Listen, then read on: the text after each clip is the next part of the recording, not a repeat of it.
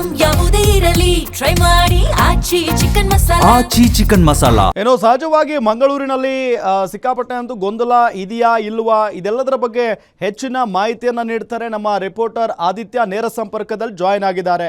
ಆದಿತ್ಯ, ಈ ಮುಷ್ಕರಕ್ಕೆ ಮಂಗಳೂರಿನ ಬಸ್ ಚಾಲಕರು ನಿರ್ವಾಹಕರು ಯಾವ ರೀತಿಯಾಗಿ ರಿಯಾಕ್ಟ್ ಮಾಡಿದ್ದಾರೆ, ಡೀಟೇಲ್ಸ್ ಕೊಡ್ತಾ ಹೋಗೋದಾದ್ರೆ? ಖಂಡಿತವಾಗಿಯೂ ರಾಮ್, ಮಂಗಳೂರು ದಕ್ಷಿಣ ಕನ್ನಡ ಜಿಲ್ಲಾದ್ಯಂತ ಈ ಮುಷ್ಕರಕ್ಕೆ ಸದ್ಯದ ಮಟ್ಟಿಗೆ ಯಾವುದೇ ಬೆಂಬಲವಿಲ್ಲ. ಆದ್ರೆ ಇವತ್ತು 4 ಗಂಟೆ ಬಳಿಕ ಏನು ನಿರ್ಣಯವನ್ನು ಕೈಗೊಳ್ತಾರೆ ಬೆಂಗಳೂರಿನಲ್ಲಿ ಫ್ರೀಡಂ ಪಾರ್ಕ್ ನಡೆಯುವಂತಹ ಸಮಾವೇಶದಲ್ಲಿ ಈಗಾಗಲೇ ಏನು KSRTCಯ ಅಧ್ಯಕ್ಷರಾಗಿರುವಂತದ್ದು ಮುಖ್ಯ ಉಳಿದವರೊಂದಿಗೆ ಏನು ನಿರ್ಣಯವನ್ನು ಕೈಗೊಳ್ತಾರೆ ಅದರ ಮೇಲೆ ಡಿಪೆಂಡ್ ಆಗ್ತದೆ.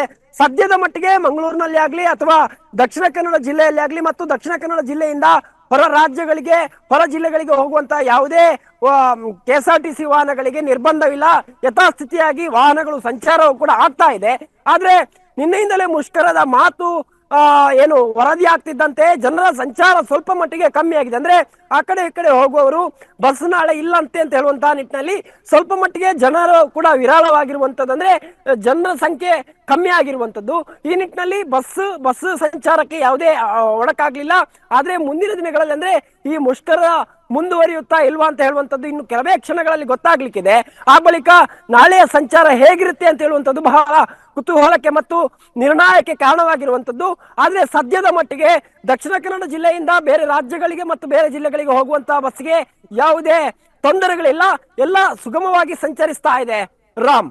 ಓಕೆ ಆದಿತ್ಯ, ಥ್ಯಾಂಕ್ ಯು ತಮ್ಮೆಲ್ಲ ಮಾಹಿತಿಗಾಗಿ. ನಿಮ್ಮೂರಿನಿಂದ ವಿಶ್ವ ಮಟ್ಟದವರೆಗೆ ರಾಜಕೀಯ, ಸಿನಿಮಾ, ಸ್ಪೋರ್ಟ್ಸ್ ಯಾವ ಸುದ್ದಿಯೂ ಮಿಸ್ ಆಗಲ್ಲ.